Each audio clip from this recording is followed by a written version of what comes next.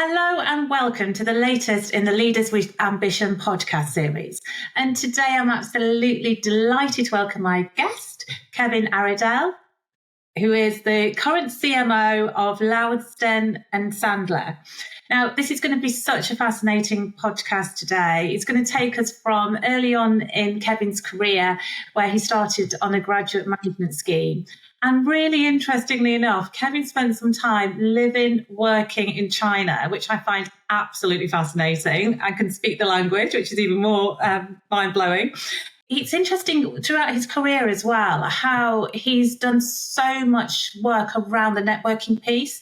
And he's currently the president of the LMA, who I know a lot of people listening out there will be aware of. And it's the real impact of networking that I think Kevin has found throughout his career. Also, the difference between mentoring and sponsorship. So we're going to touch on that. And Kevin's going to share some of the challenges that CMOs have in law firms today, because there are a number of challenges always. But let me hand over to Kevin, who will bring his career history to life for you. Kevin, over to you. Yeah, thank you, Nikki. Thanks for having me on the podcast. So, I guess I'll start when I graduated from college, and I really didn't know what I wanted to do. I had majored in economics, and I had a minor in Chinese.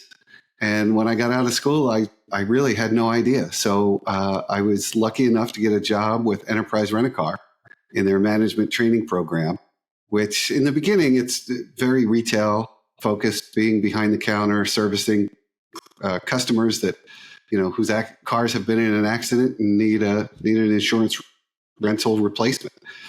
And I spent 4 years there learning the business, learning all aspects of running a business. Each branch is kind of set up as its own independently run business. So everything from customer service to networking and marketing with body shops and dealerships in the area so that they refer business to doing the books and accounting, working with corporate.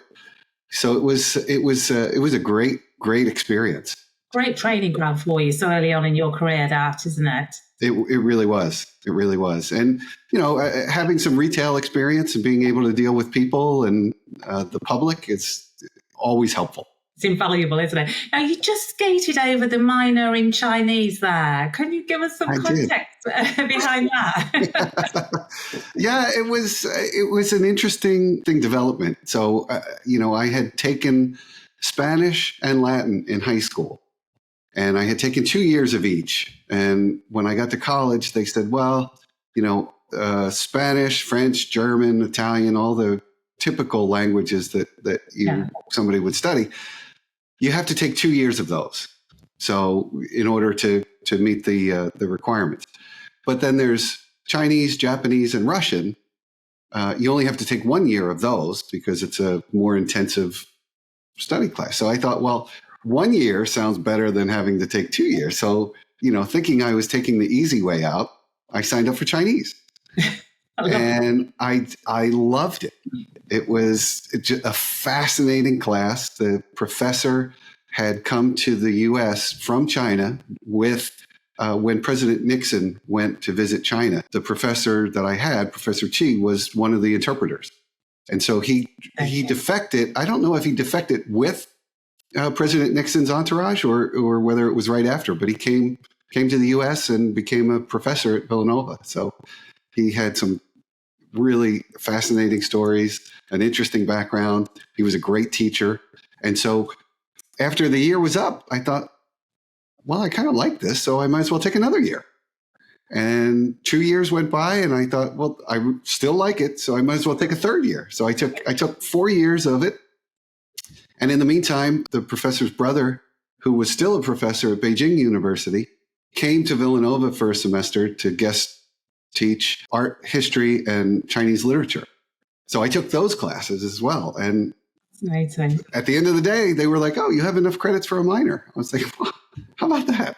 I love the fact that you were going to do something for a year because it was going to be an easy option, and it ends up being a passion of yours as well, which is fantastic. That's right. Yeah. Yeah. So during your time at Enterprise, you'd obviously learned a lot, as you were saying, and it's been an amazing experience for you. What made the decision for you to move on? What was it? Yeah, so it was a retail type job. So it was 6 days a week. It was 12 hours a day. It was really hard work, long days. I had gotten married and we were buying a house and kind of trying to start a family. And I thought, this is not really a long-term, it's not really sustainable for having a family. So I just picked up the newspaper and looked in the help wanted ads and saw that Hertz was looking for a fleet manager. So I printed out my resume, I put it in an envelope, and I mailed it to the headquarters, which used to be in it's amazing in itself. You found an ad in a newspaper for a role, and now we're actually posting resumes. I love it. I know. It's kind of dating me, but I guess, it is what it is. So I guess with my background and experience at Enterprise and whatnot, they called and they said, come on in for an interview. So I interviewed with them for this fleet manager position, and I didn't really know what it was. And they explained it to me that it's really sitting at a desk, looking at spreadsheets, moving cars from, low demand areas to high demand areas to maximize their rental potential. And I thought, well, I could do that. And the guy who interviewed me was like, there's no way. You would kill yourself sitting behind a computer screen, looking at Excel spreadsheets. After a couple of days, I'd lose you. And I said, no. I really want a different job. So this one sounds just fine. And he said, well, we have an opening in the marketing department. So why don't I pass your resume over there and you can interview with them? And I think that would be a much better fit for you. I thought, yeah, okay. That sounds interesting. And so I did. I interviewed with the VP of marketing and we really hit it off. And he loved my background and just thought that I could do great things. And so he hired me. And that was my start in marketing. Which is amazing. It's by chance, by pure chance. Totally by chance. But it's interesting, again, the impact that people can have on your life, your career in your life as well, isn't it? That gentleman, as you say, recognised that you had something that would be suited to a certain area. And the easiest thing in the world would for him to be either go, crack on with this role, or you're not right for our organisation. But it's those people that you meet in life that really do buy into you, isn't it? Yeah, I mean, there was so many learnings in that experience. The hiring somebody or not hiring somebody because they're not right for the role, even though, I think it would have been easy for him to say, look, your resume matches up. It'd be fine. And if we have to replace you in a year, you're replaceable and whatever. But he was like, you're not going to be happy. Yeah. So in the long term, it's not going to work out. And then to take the extra step and say, I'm going to refer you to something that I think you would really enjoy and really be good at and would be good for the company. It was, I keep that with me when I'm thinking about hiring and people's futures. But I love that. So it's actually had an impact on you and how you then bring people into any firm that you've worked for as well. You are paying it forward all the time, aren't you? I try to, yeah. Yeah, I do. Yeah. That's a really great skill to have. So you managed to get the role in marketing. Now you're a marketeer now. Yes. How did you begin to develop your career there in marketing? So we were a small division of Hertz. So we were the equipment rental division, which was renting big construction equipment to contractors and highway developers and builders and whatnot. So it was B2B more than B2C than I had been doing before. So we were a small division and I worked really closely side by side with the VP of marketing. Right. So he was really a mentor and taught me so much and gave me autonomy to go out and, make crazy mistakes and then come back and say, well, this is why that didn't work. He wasn't a micromanager and really wanted me to try new things. And, that was one of his lessons was, marketing is all about trying new things and getting people to react to the messages and the stuff that you're putting out in the market. So, he kept saying, he was the VP of marketing at Hertz, and he was like, I don't know everything, So Yeah. you're going to come in here with different ideas and different ways to do things, and we're going to try them. Some are going to work and some aren't going to work. And you know what? At the end of the day, you hope that more work than don't. But, you know, it's always a learning process. As long as you learn something from all of them, tomorrow will be better. So yeah. It was, so I worked closely with him, every day for 2 years that I was there, and really just learned so much.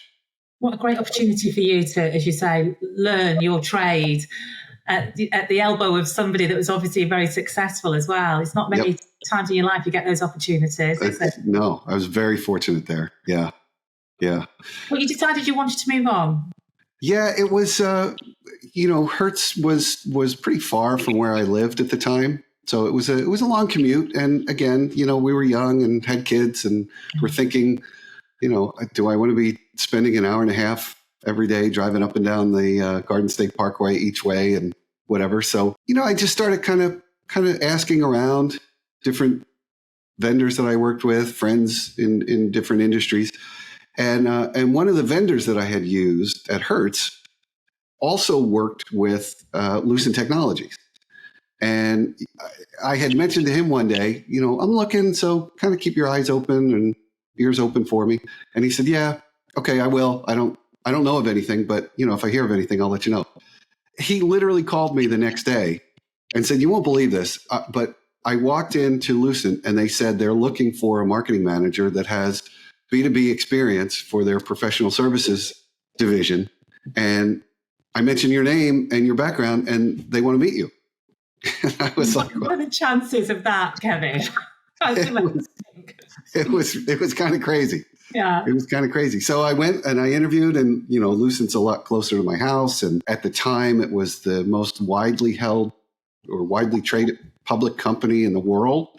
It was $200 something a share. It was really a fantastic company. So got the job and I went there and I worked in the professional services marketing, supporting a lot of the installation of telecommunications equipment. So some of the consulting business that Lucent had, they'd sell equipment to the local exchange carriers and the local telephone companies, and then hire the consultants to come in and the installers to kind of do all the work. So that was the work that I was marketing for them. And I got to work with some really fascinating people. I mean, Lucent Technologies at the time had Bell Labs as their innovation kind of engine. And there were scientists and statisticians and mathematicians. I mean, just some of the smartest people in the world, literally working there. And I got to work not alongside, but in support of Arun Netravalli, who actually won the Nobel Prize in physics for his work with jellyfish and fiber optic communications. And super incredible opportunity, and just an incredible guy, down to earth. You'd never know, that he was this like genius. And it was just fascinating stuff. And it's interesting, though, as you say, you are surrounded by incredibly bright people there. So this is all building you up to your career in law, isn't it? Because that's when you work in a law firm, you're surrounded by a lot of very bright people. Yeah. Yeah. I say that all the time. That's one of the things that I absolutely love about working at a law firm is the people. Highly educated, highly intelligent, really interesting people. It makes every day a challenge and makes me better thinking through, what are the questions that they're going to ask me when I tell them I want to do this campaign or I want to do this project, because these are smart people and I enjoy that challenge. Fantastic. So you were enjoying your time there. It's obviously the commute's a lot better for you as well. And then, unfortunately, there was the end of that opportunity, and it was time for you to move on. Yeah, Lucent went through some really crazy times. The market kind of crashed, and their salespeople were doing some funny things with the books. And so it was time to move on, for sure. At the time, Kevin, could you tell that things were starting to turn in a really negative way? Yeah. So they laid off tens of thousands of people trying to kind of right the ship. They replaced the CEO. They replaced the head of sales. At one point, I think the head of sales was indicted. It was, there's The signs were pretty clear. You thought, I need to leave. Yeah, I think the stock went from 200 and something dollars a share down to under $5 a share. So, any options that we had were valueless and worthless. And so it was time. And so the funny thing, I happened to be in the deli because I was still working there thinking like I need to get out of here. Yeah. And the guy in front of me, we just started talking as we were waiting in line for our sandwiches. He was the head of HR for Martindale-Hubbell. And Martindale-Hubbell had just acquired lawyers.com, and they were looking for a marketing manager to help run the marketing efforts for lawyers.com. Amazing. You are either the luckiest man in the world, or your networking is so amazing that we need to follow you around. I think it's probably a little bit of both. There's definitely a lot of luck. Yeah. Definitely a lot of luck. But, it's also looking for opportunities. Yeah. I think it's fascinating to meet people and hear their stories and find out what they do and where they work and the lessons that they learned that I can learn from them. So, it was just kind of happenstance that I talked to this guy and he was like, send me your resume when you get back to the office. So I did right away. I'm sure you did. And I interviewed there and I started there working for lawyers.com. So that was. Did you feel your career was still going in the right direction then? Because I know you'd worked within the professional services space, and something, as you said to me in the past, you really enjoyed that. So was this next iteration in your career starting to move more towards law firms as well? Yeah. So, it definitely wasn't like planned thought that I want to work with law firms, in my next step, but it was more, professional services into tech, telecommunications. And so the lawyers.com piece was still techie enough. And it was a new product at a very old, very established, very profitable company that had been around, for a long time. So I thought that's probably the best of both worlds. It's not a startup, but it's a new product at an established company. It's kind of a great way to go. Yeah. And because Martindale-Hubbell was known for their books and directories, the fact that they were investing in the smaller law firm space with an electronic product on the internet, I thought that was a pretty good foray into legal. Yeah, fantastic. And that's also then where you found yourself. You were mentioning before about the long commute that you had, and you kind of had a longer commute when you were working there, didn't you? Yeah. So I worked there for a couple of years, and then the opportunity came up. The global so Martindale was acquired by LexisNexis. So we were still, fairly insulated, but as time went by, a lot more integration happened. And there was the global CEO of LexisNexis came and did this town hall and said, the future strategic plan for Lexis is global. So if you speak Russian or Chinese or Indian, come see me, because that's where we're going next. So I thought in the back of my head, well, it's been 10 years and I probably don't remember anything, but it's probably more than the next guy. Yeah. So I sent an email to the CEO of Martindale saying, look, I know Lou mentioned this in his town hall, and I'd be interested in going to China if, there's a business trip or there's a conference or, you need some boots on the ground. And, a couple months went by and I never heard a response or anything. I just thought it was kind of cool and I forgot about it. And then the Martindale CEO called me into his office and he's like, "You're going." I was like, "I'm going where? What are you talking about?" And he's like, we want to send you to China for a year. And I was like, ooh, I don't know about that. Conference or a business trip? Yeah, I was thinking like a weekend. And I said, my kids were little. They weren't even vaccinated yet. And I was like, this was, I don't know, early 2000s. We didn't even really have cell phone. I had a BlackBerry. Yeah. Right. So I was like, I don't know about that. So then he said, okay. What about 6 months? I was like, might be able to do 6 months, but I got to talk to my wife and I got to figure out whatever. So it worked out. I went home and I had met my wife in college, and she knew that one of my dreams was to go to China someday. And when I came home and told her I had the opportunity, she was like, "You got to go. You got to do it, because you're never going to get this chance again. Yeah, and you're going to regret it if you don't. And it's only 6 months. We'll be fine." One life, Kevin. Yes. Yeah. Yeah. With a 1 and a 3-year-old, she was like, yeah. Yeah. So I did. So I went, and I came home every 6 weeks or so. So it wasn't 7 months straight through. There were a couple breaks in there. I came home, spent a week on vacation, came home a couple other times for different conferences or whatever that happened to be in the States. And I just had the most incredible experience. And the reason that I went there, I mean, it wasn't just a 7-month vacation. I went there to build the MartindaleHubbellLawyers.com directory in China for all of the Chinese lawyers. Back in the mid-90s, the Chinese had redone their constitution.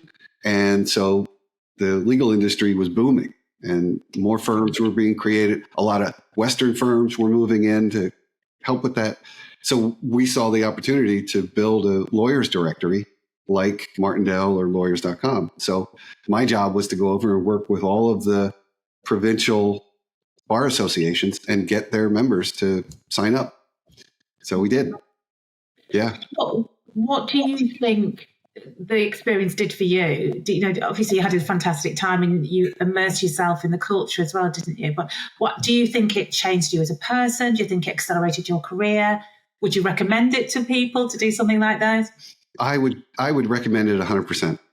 I mean, even before I went, I think I would recommend it. It was just such a tremendous opportunity.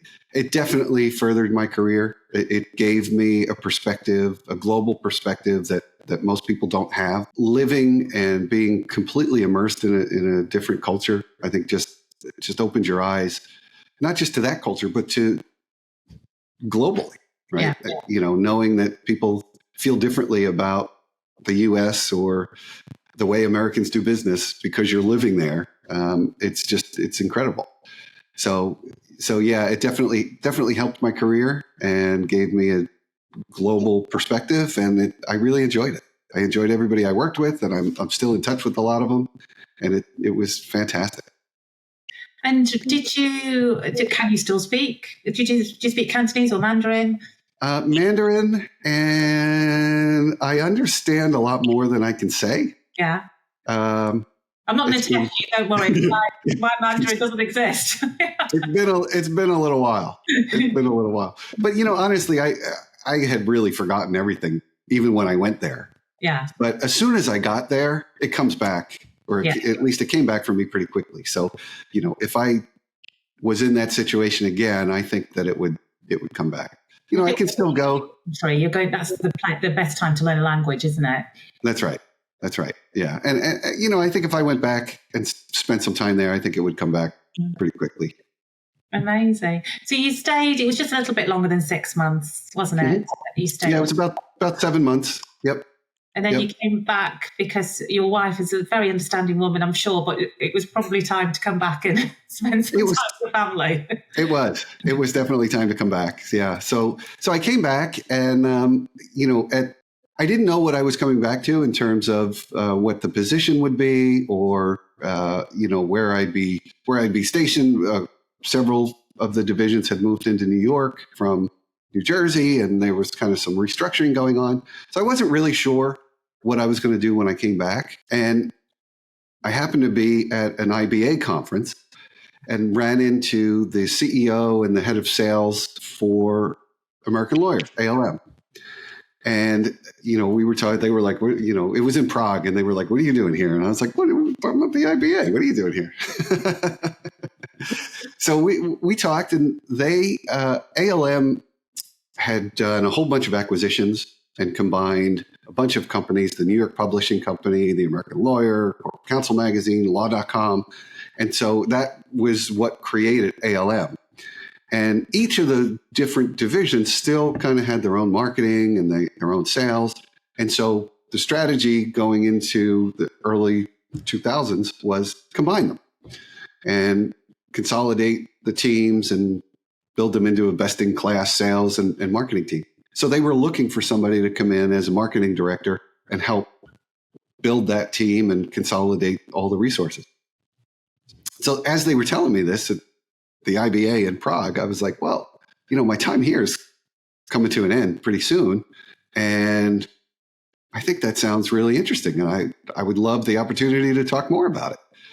So we stayed in touch. And when I got back from China, I gave them a call and interviewed with them. And they were like, we think you'd be great for this. So why don't you come join us? Love that story. I think, again, showing your networking and you're being interested in people, as you say, and asking questions and starting conversations, and it leads to all these opportunities that you've then taken advantage of, which is fantastic. Yep. Yeah. So I then worked at ALM. I was the director of marketing, and then I was the VP of marketing. Then I was the VP for a new product that we developed, the legal intelligence database. I spent almost 10 years at ALM and loved every minute of it. It was a great company, great place to work. Well, you were, again, this entrepreneurial spirit of yours really shines through here as well. And I know that you're always considering what value are you adding to any company or firm that you work for. Mm-hmm. And you make it sound like you created a product like it was just an everyday occurrence, but it was actually an amazing product that you created, wasn't it? Yeah, so the legal intelligence product started out with all of the research that the editorial team did, the AmLaw 100, the associate surveys, the pro bono surveys, all the data that was being collected on the editorial side wasn't being monetized on the business side. And we would get calls all the time from law firms and vendors saying, can you send me last year's AmLaw 100? And it started out that we would just photocopy the page and fax it over to them for free. And then they started asking, can we get that in Excel? And so then it was, sure, we put it in Excel. And then I thought, well, we should be charging a lot of money for this. So with the help of a whole team, we built a database that started out pretty simple and was just a static list of lists that we had put together. And it grew into what it is today. And it's competitive intelligence, historical information on firms going back as far as the 70s in some cases for some of that data. And it has just continued to grow. And in building that business, we were able to acquire another publications company that expanded the research business. And then after that, we were able to acquire another small company out of California that was tracking changes on firms' websites for lateral moves and hires and departures. So it just, there was a lot to it, and it continued to grow, and it continues today. So it's amazing. And really amazing. Did you patent it? Was it under your name? You're a multi-millionaire now, Kevin. I did not. I was a good corporate citizen. I love it. And so you decided then you were going to make your move, the next move. You'd been there for, as you say, for a period of time. You'd been really successful. Mm-hmm. And as soon as you're really successful, you decide you want to move and do it all again, don't you? Yeah, it wasn't that I don't recall thinking like, oh, I need to move, right? It was kind of an organic conversation that I started having with the folks at Green Target, because we had done a couple of research studies together and published them under the ALM and Green Target name. John Corey, the founder, and I would speak about the research at different conferences. And, at one point he was asking about, is this something you think we could do in-house? So instead of paying the American Lawyer or paying, another research house, is this something that we could do? Because we have a lot of requests from clients, and it's really part of our strategy to grow this business. So it just was a natural progression that I said, yeah, I think so. And I'd be happy to talk to you about that. Yeah, fabulous. So from ALM, I went right to Green Target. And that was, again, another just awesome move. Great company, great culture. They represent, on the PR side, a lot of the big law firms. And so it gave me real insight into the PR operations and the account management operation at law firms. And it gave me exposure to, just a lot of the partners at firms and a lot of the CMOs, how they work and what their needs are, and just a great learning experience and a great place to work. Really invaluable experience, particularly looking at your career now as well, which I think is fantastic. You mentioned culture there as well, Kevin. I mean, is that really important to you? Is it something that you do need to have the right culture around you? Yeah, you do. And it is important to me. And, as I go through different experiences, I take a little bit from each one. And the culture at Green Target was really unique and phenomenal.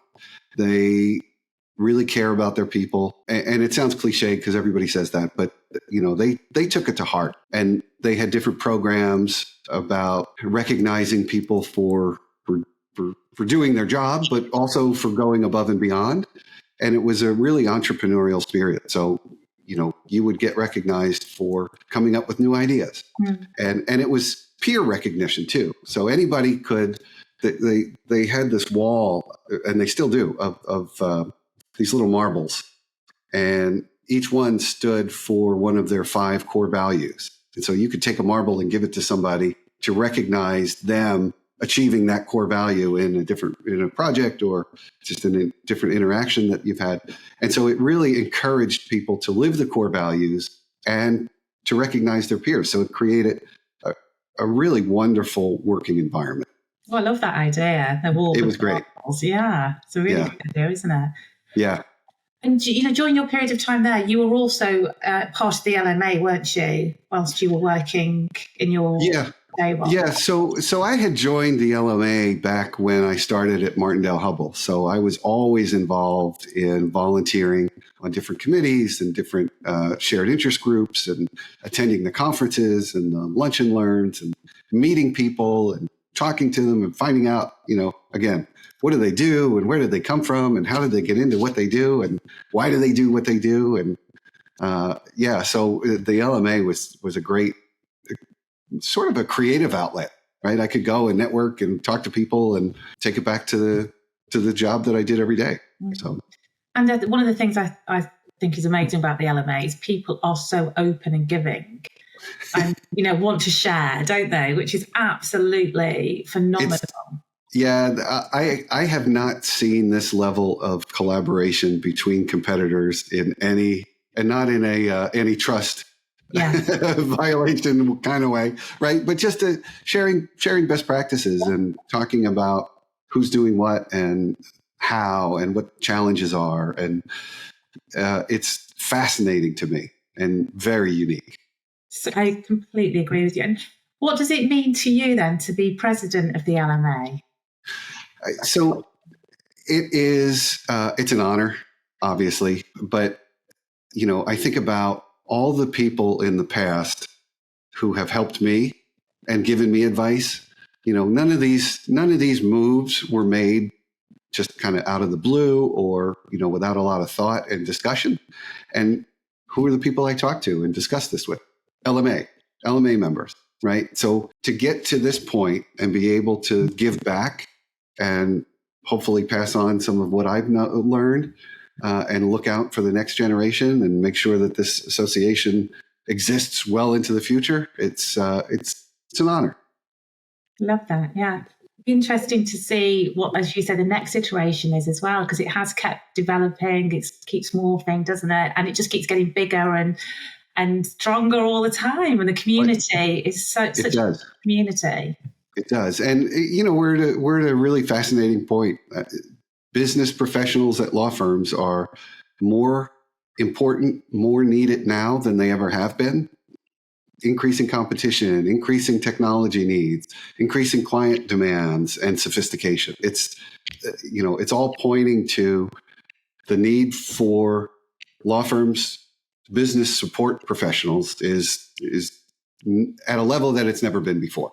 Yeah. And so it's reflected in the number of our members. It's reflected in the size of the annual conference and how many people show up and how many service providers come to talk about new products and new software and everything. It's amazing. And I think you're right. I think it's fascinating when you look at marketing and business development in law firms and business services as a whole, where, 20 years ago, I work in marketing, doing business development or marketing, people would have very embryonic, wasn't it, Mm-hmm. in how it was seen. And now you'd seen as trusted advisors to the partners and to the associates. And that's a really important job that they need you guys to be on game and on point for. Well, the way that clients find lawyers and choose lawyers continues to change. It used to be that it was only word of mouth, or you could go to the Martindale Humble directory, and that was really your only choice. But today, between social media and the internet and now AI and all the in-person conferences and networking events that bar associations and industry associations and, providers put together, you could do a lot of stuff and not get found, right? If you're not doing the right things or you're not in front of the right people. So the business professionals can help sort through some of those things and come up with a plan while the lawyers do lawyering. Yeah, which is what they do best. And you do what you do best. And that's how it works out so well, isn't it? Right. Right. So taking you back to your career, so Green Target, obviously you really loved it there. As you say, it's a really entrepreneurial business as well, which plays to your strengths and the way that you love to work. And then you decided that you were going to move and do the next iteration of your career because you wanted to then be part of a law firm. I did, yeah. So at that point, it was purposeful that I had worked at a service provider, technology provider, Martindale and Lawyers.com, LexisNexis.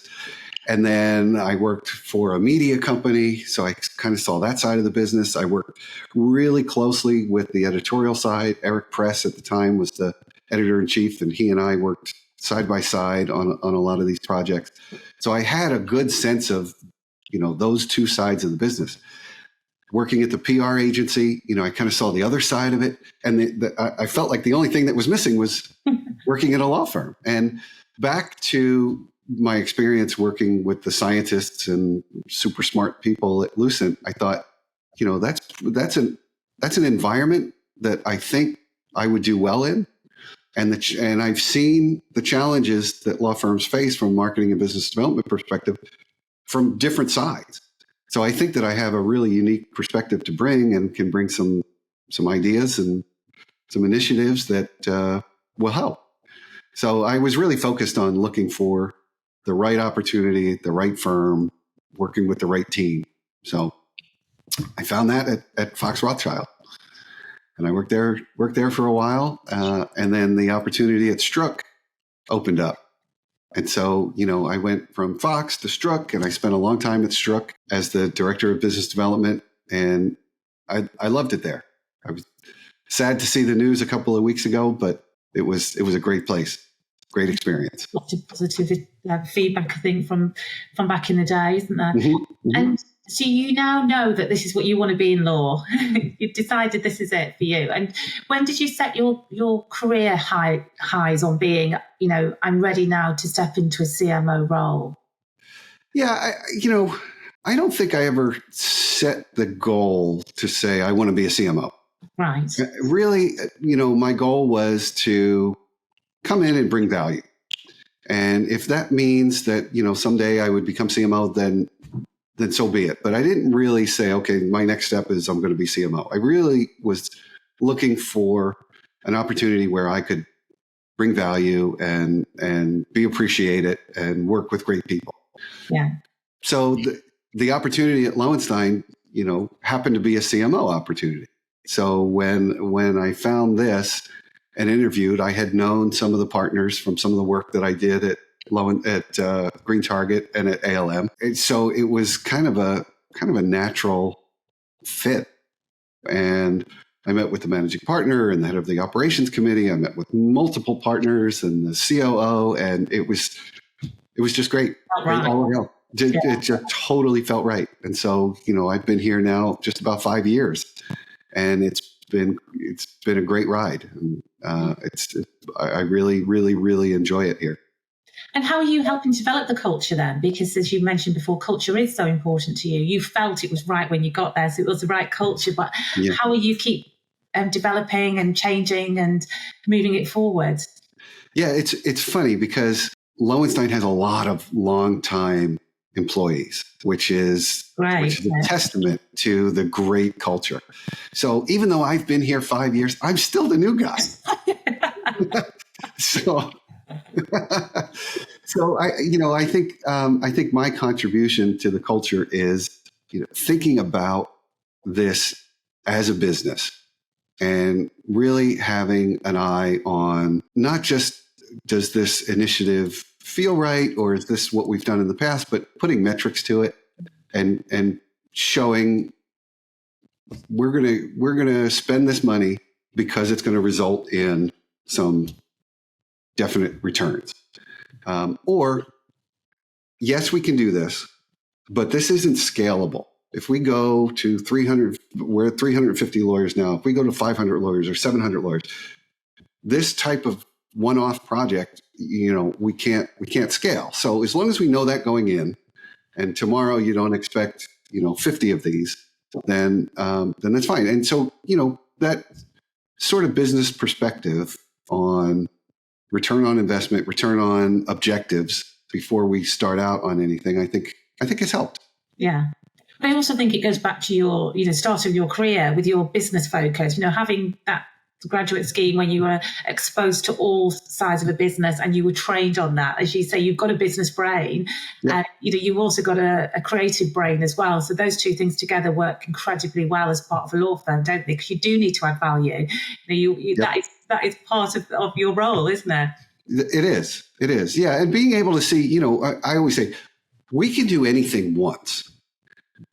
Does it make sense in the long term to continue doing, Project X, right? And thinking about that scalability and the feasibility of growing and, scaling whatever project that we're doing. I think that's needed at a lot of firms. And certainly I feel like I brought that here. That's fantastic. I love that. And so challenges for CMOs in law firms at the moment, and what are the biggest challenges and what do you guys talk about when you get together?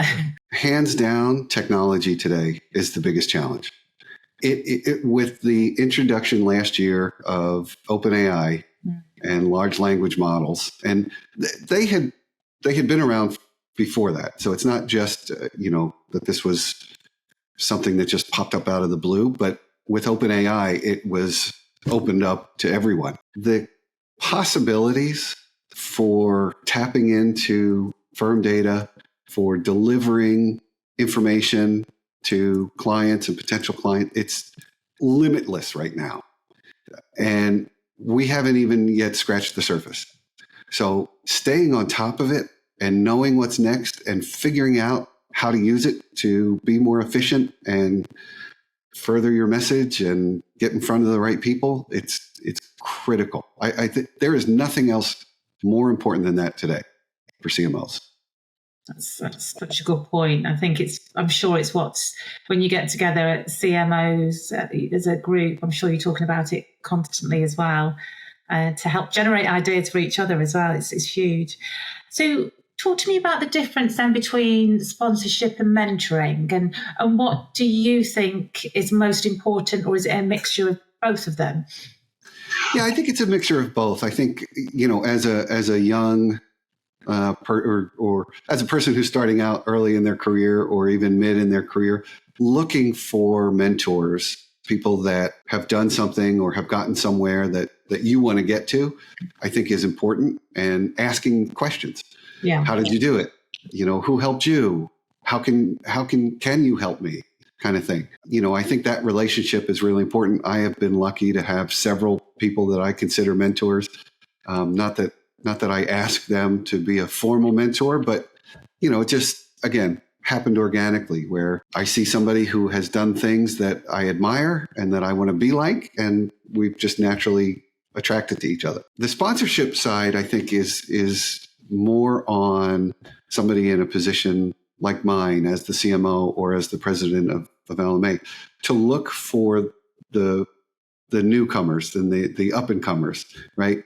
And the mentorship is more of a two-way street, where sponsorship is, I'm going to look out for them, even if they don't know it, right? Yeah. Even if they didn't ask me to. I see something in that person that they have potential, or could have potential, or could be doing bigger things. And so, putting in a good word, or offering a volunteer leadership position, or, whispering in their ear, there might be an opportunity somewhere, for you if you wanted to consider something new, or, have you ever considered maybe doing this kind of thing? And I've had those people in my life too, which I'm really grateful for. So I think it's incumbent upon people who get to a certain level to look out for the next generation. I think that's a really good point. And again, it takes back to the start of your career, or your second role at Hertz, when somebody recognised a talent in you and it set you up into the career that you've got today. So as you said earlier on, it's paying it forward constantly, isn't it? Totally. That was a perfect example of a sponsorship position, where he could have just said, no, you're not right, next. Yeah. But, defining moment. Yeah, it was a defining moment. Took the initiative and the time to pass my resume on to somebody else. Was, it's hard to repay that. It is. Does that? Have you been in contact with that person since, out of interest, so they can see how your career is? I have not. No, this. I worked there the days before social media, so it's a bit easier now to keep in contact with people, isn't it? It is. So looking back at your career and what you've achieved, what would you say have been your highlights, Kevin? Because there seems to be quite a lot, and a lot of it around people as well. I don't know if it sounds cliche or not, but I'm not done yet. So I don't know if I can run the highlight reel in my head. But I am proud of the folks that I have worked with, or have worked as part of my team, who have been promoted and moved on to bigger and better roles. And I think at the end of the day, that's the greatest measure of my success as a leader. So those are the things that I would point to first. Yeah, being most proud. I love that. And it's a real sign of leadership, isn't it? That you can grow people that then go on and continue their careers elsewhere. Because there's always a block in firms, isn't there? There's only so many people that can get to those senior roles. And so you're growing, you're ensuring that the next generation of people are coming forward. It's a very, very positive move. Yep. And I know that you mentioned to me as well, even when you were growing up, that your mum and dad were real role models for you, because they worked so hard for you and your siblings. Mm-hmm. And I think, you look at how hard you've worked in your career, in your life, you can see where that's come from, because they've really taught you and your siblings what you need to do, what you need to achieve in life, haven't they? Yeah, they have. Yeah. Both were incredibly hard workers. My dad still works. He's in his 80s, and he drives an Uber still. What did you say? He does. Yeah. So he also volunteers. I mean, there's no stopping him. So just trying to keep up, I think, taught me some good work ethic. That's fantastic. And what would you say words of wisdom you'd have to pass on to people, as you say, coming through, or for future generations? Stay curious. Ask the questions. How did you get where you are? Who helped you? Why did you do what you do? Finding out about other people, I have always found helps kind of define who I want to be, what I want to be like, what I want to do next. So staying curious it's worked for me. I think that's great advice. And I think, if you look at the positives that have happened throughout your career, and those opportune moments where you've spoken to somebody and that's led on to the next opportunity as well. And that's from you showing interest and being curious in other people. So you really do what you say, which I love. Mm-hmm. Mm-hmm. Yeah. Yeah. Well, I have to say, Kevin, thank you so much for your time today. It's been an absolute pleasure speaking to you. hearing about your career. And also, I think that networking piece is really resonating with me, of making sure that you make yourself available for people, and also be open all the time to whoever you may meet, and the volunteering aspect, which I know that is important to you, and hence has taken you to the presidency role at LMA today. So thank you so much. Yeah, thank you. I would say, one last thought on the networking, because I know a lot of people find it daunting. Yeah, that's true. It takes practice. So you don't wake up one day and you're just great at networking. You have to actually practice. And the LMA is a great place to practice because people are friendly and open and welcoming. So, I would definitely recommend practicing and networking as much as you can.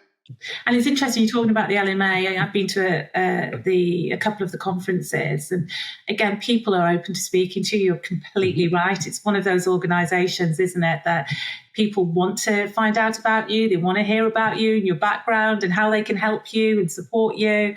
And I think it's a very special network. So I'm sure you're very proud to be president, as you say. It is. I am. Yeah. Well, thank you for having me on. This was fantastic. An absolute pleasure. Thank you very much. Thanks, Nikki.